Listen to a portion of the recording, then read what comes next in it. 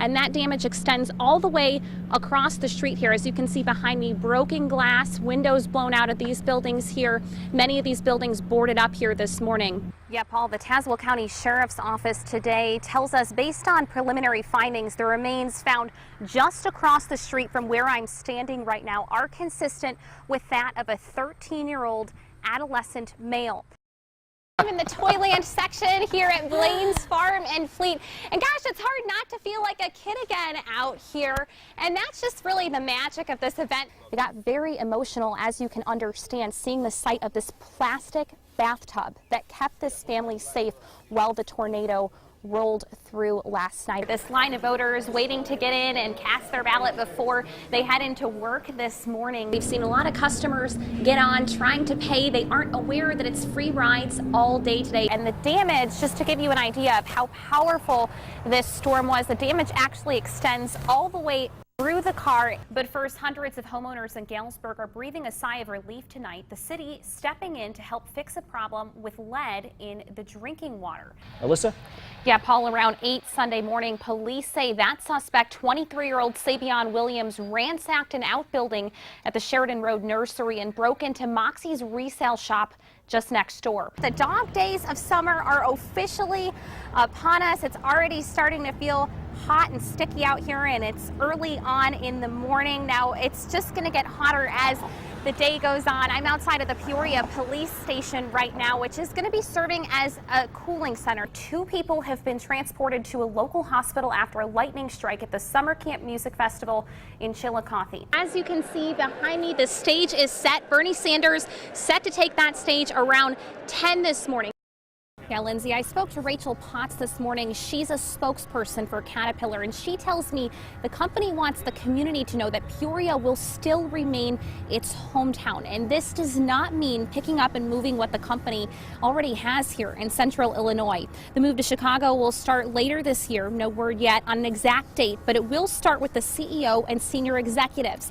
Other core corporate functions will follow. Brooklyn Andracky and her mom have their routine down. On Thursday mornings, they wait at the edge of the driveway for the garbage truck to make its way down their street, rain or shine. They smile and wave, and it just so happens that the garbage man rushes out of his meetings to get to their neighborhood to do the very same thing.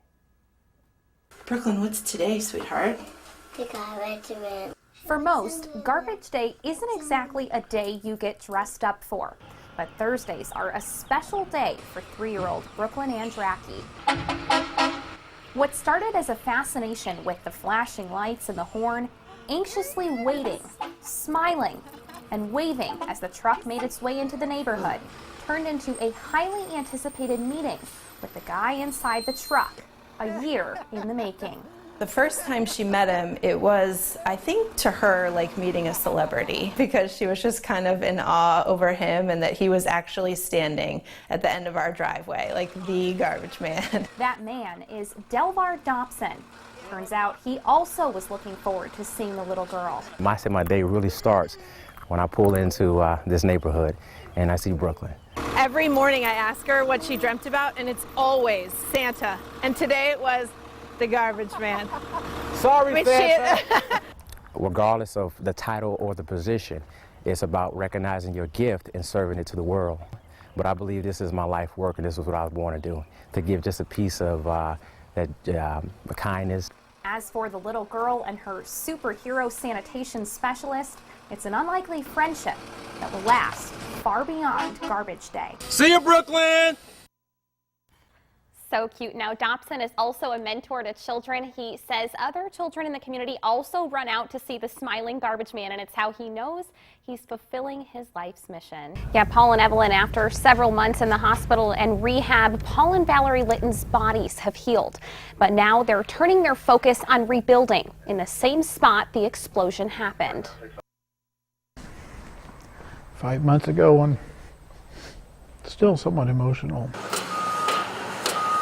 Looking at this new construction, nestled on a quiet stretch of Farmdale Road in rural Washington, it's hard to imagine what's happened there. I remember the sensation of falling, and I thought it was just that dream where you're falling and you can't catch yourself, you know. It was just before 2 a.m. on August 24th when Paul and Valerie Litton woke up to a loud boom. I was rudely awakened from the dream by hitting the ground and facing then the back of the house. I was outside. The Littons were thrown out of bed and into the air, landing as far as 50 feet away from their home before it burst into flames. I knew that we needed to get away from it, so I started yelling for her, hey, we need to roll. You know, we got to roll away, you know, from the heat.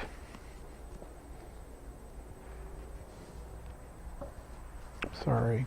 The couple amazingly survived. Both had broken bones. Valerie had burns on up to 60% of her body. Nearly 6 months later, they're back to work and chose to rebuild in the same spot. We thought about whether it would be painful or not to rebuild out there, but yeah, we love it out there though. It's a beautiful spot. A new place to build new memories, but the Littons say that night in August is one they'll never forget, and their story of survival will fill their new home with gratitude. We're just grateful and, you know, just happy, you know, that knowing that it could have been a lot worse, you know, and very thankful. Yeah, Paul, Terry Burnside attends every murder stand down. He runs a mentorship group to keep students away from violence, but none of that worked to stop the gunplay from affecting his own family Wednesday night. The shooting and car crash that followed at Martin Luther King and Hightower in Peoria involved his own family. I'm so happy that this is just minor little things, baby. You don't have to worry. Mommy is okay. A mother's words to her young son after being caught in the crossfire Wednesday night. Tiara Burnside and her 3-year-old and another mother and her child were returning from a trip to the grocery store when a shooter took aim at their car. The guy just approached the vehicle, looked in and started shooting. You know, 2 women, 2 children. That's a heartless guy.